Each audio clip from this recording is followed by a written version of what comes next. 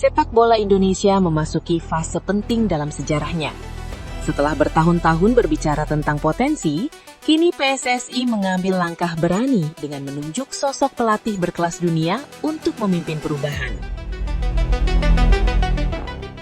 Nama John Herdman resmi dipercaya sebagai pelatih kepala tim nasional Indonesia sekaligus timnas U23. Bukan sekedar pergantian pelatih, keputusan ini mencerminkan arah baru, membangun tim nasional dengan visi jangka panjang, fondasi yang kuat, dan mentalitas kompetitif di level internasional. Namun, di balik harapan besar tersebut, tantangan berat sudah menanti sejak hari pertama.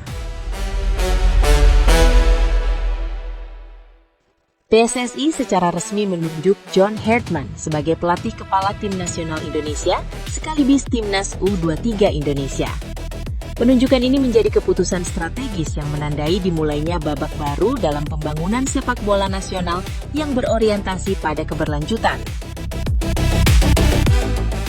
Langkah ini tidak diambil secara instan, melainkan melalui pertimbangan matang terhadap kebutuhan timnas Indonesia akan sosok pelatih yang memiliki pengalaman internasional, kemampuan manajerial yang kuat, serta rekam jejak dalam membangun tim secara konsisten dalam jangka menengah dan panjang. John Herdman dinilai sebagai figur yang tepat karena memiliki latar belakang yang lengkap di dunia sepak bola. Pengalamannya mencakup pembinaan pemain usia muda, pengelolaan tim nasional, hingga keterlibatan di kompetisi profesional seperti Major League Soccer. Ia dikenal sebagai salah satu pelatih berpengaruh dalam sepak bola modern, bukan hanya karena prestasi, tetapi juga karena pendekatan kepemimpinan yang menekankan kepercayaan, kejelasan peran, dan kekuatan kolektivitas tim. Dalam pandangan Herdman, tim yang solid dibangun dari rasa saling percaya antara pemain dan staf pelatih, serta pemahaman taktik yang jelas sehingga setiap individu mengetahui peran dan tanggung jawabnya di lapangan. Filosofi ini membuatnya dikenal mampu menciptakan stabilitas psikologis di ruang ganti, bahkan ketika tim berada dalam situasi penuh tekanan. Rekam jejak internasional Herdman terbilang panjang dan beragam. Karir kepelatihannya mencakup keterlibatan dalam program pengembangan sepak bola di Selandia Baru, keberhasilan bersama tim nasional Kanada baik putra maupun putri, hingga perannya dalam membangkitkan performa Toronto FC di kompetisi MLS.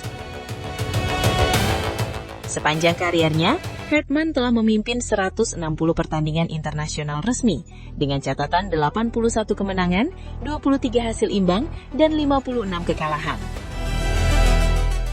Statistik tersebut menghasilkan persentase kemenangan sebesar 50,62% dengan rata-rata 1,66 poin per pertandingan, sebuah pencapaian yang mencerminkan konsistensi di level tertinggi. Khusus bersama tim nasional Kanada, termasuk kelompok usia U23, Herdman mencatatkan 37 kemenangan dari 62 pertandingan, dengan persentase kemenangan mencapai 59,67% dan rata-rata 1,9 poin per laga.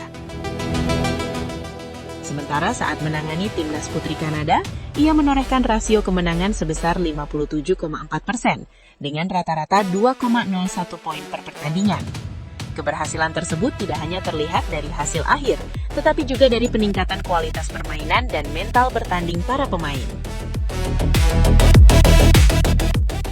Salah satu pencapaian paling menonjol dari Herdman adalah lonjakan signifikan peringkat FIFA Timnas Kanada. Ketika pertama kali menangani Timnas Putra Kanada pada Maret 2018, mereka berada di peringkat 90 dunia. Dalam kurun waktu sekitar 4 tahun, Kanada melesat hingga peringkat 33 dunia pada Februari 2022, yang hingga kini menjadi peringkat tertinggi dalam sejarah sepak bola negara tersebut. Filosofi kepelatihan Herdman bertumpu pada 3 pilar utama, yakni semangat tim, keunggulan taktik, dan kekompakan atau chemistry antar pemain. Ia meyakini bahwa kepercayaan merupakan fondasi utama dalam membangun performa tim.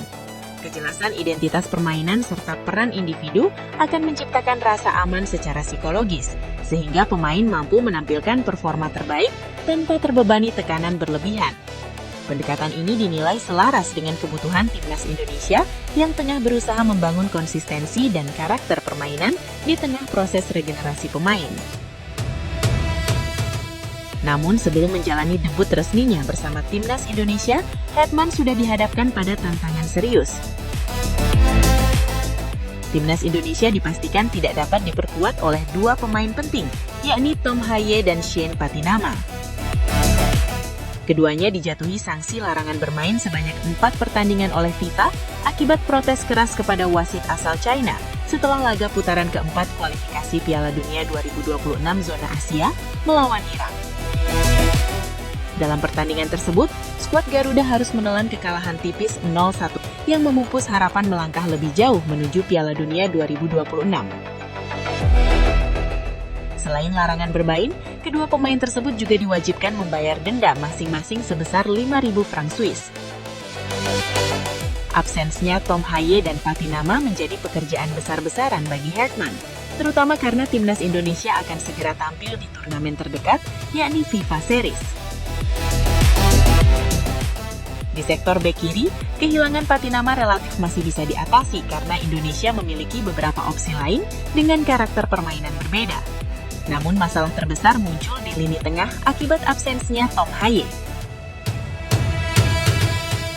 Selama ini Haye dikenal sebagai pemain kunci dalam mengatur tempo permainan dan distribusi bola. Perannya dalam membangun serangan kerap menjadi faktor penentu performa skuad Garuda. Saat ini beberapa alternatif tersedia, seperti Ivar Jenner, meski ia belum banyak mendapatkan menit bermain dalam beberapa bulan terakhir, sehingga kesiapan dan ritme bertandingnya masih menjadi tanda tanya. Opsi lain adalah Calvin Verdonk yang sempat dicoba sebagai gelandang, serta Nathan Chu Aon yang dikenal memiliki fleksibilitas posisi dan pemahaman taktik yang baik. Berdasarkan rekam jejaknya, Hetman dikenal sebagai pelatih yang fleksibel dan tidak ragu menerapkan berbagai formasi dan pendekatan taktik sesuai dengan karakter pemain yang tersedia. Meski demikian, pendekatan pragmatis tetap menjadi ciri utama permainan Timnas Indonesia di bawah asuhannya, terutama saat menghadapi lawan dengan kualitas di atas. Terkait target, PSSI menegaskan bahwa fokus utama saat ini adalah membangun fondasi tim secara bertahap, bukan membebani skuad dengan target jangka pendek yang terlalu spesifik.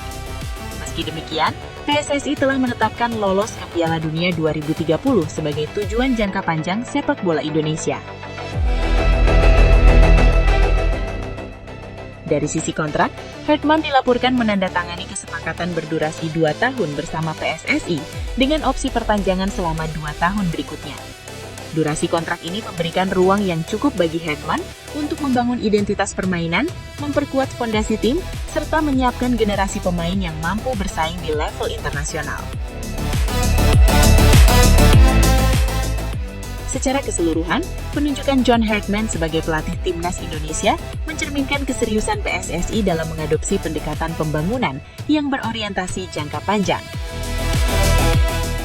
Meski tantangan awal sudah menanti, terutama terkait absensinya pemain kunci dan keterbatasan di beberapa posisi, Hetman diharapkan mampu memaksimalkan potensi yang ada dan meletakkan dasar yang kuat menuju target besar, yakni membawa Indonesia tampil di Piala Dunia 2030. Jika proses ini dijalankan secara konsisten dan didukung oleh seluruh pemangku kepentingan, era kepelatihan John Hetman berpotensi menjadi salah satu titik balik terpenting dalam sejarah sepak bola nasional.